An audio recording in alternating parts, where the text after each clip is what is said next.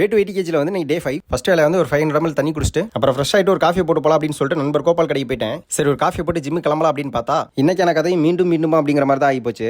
2 நிமிஷம் போய் பாலை மட்டும் எடுத்துட்டு வந்துரு அப்படின்னு சொல்லிட்டு போன மனுஷன் ஒரு 1/4 மணி நேரம் ஆளையே காணோம். வெயிட் பண்ணிட்டு இருந்த அந்த கேப்ல வந்து நம்ம கஸ்டமர் ஒரு ஆள் நம்மளை தேடி வந்தாப்ல. வந்தவர் சிரிச்சுட்டே நின்றுட்டு இருந்தாப்ல. என்ன அப்படின்னு சொல்லி கேட்டதுக்கு அப்புறம் தான் தெரியுது ஒரு 3 நாளா வந்து என்னோட 8ஆம் நம்பர் செருப்புக்கு பதிலாக ஒரு 7ஆம் நம்பர் செருப்பு போட்டு சுத்திட்டு இருந்திருக்கேன். நம்ம கடைக்கு அந்த கஸ்டமர் இவர் மாத்தி போட்டு போயிருக்காரு. எனக்கும் தெரியவே இல்லை. அப்புறம் நண்பர் கோபால் வந்து வழக்கம்போல ஷார்ப்பா லேட்டா வந்துட்டாரு. சரின்னு சொல்லிட்டு அவர் வந்ததுக்கப்புறம் அவர்கிட்ட சொல்லிட்டு ஜிம் கிளம்பிட்டேன். இன்னைக்கு வந்து லெக் ஒர்க் தான் ட்ரெயின் பண்ணேன். முடிஞ்ச வரைக்கும் ஹெவியா தான் ட்ரெயின் பண்ணேன்.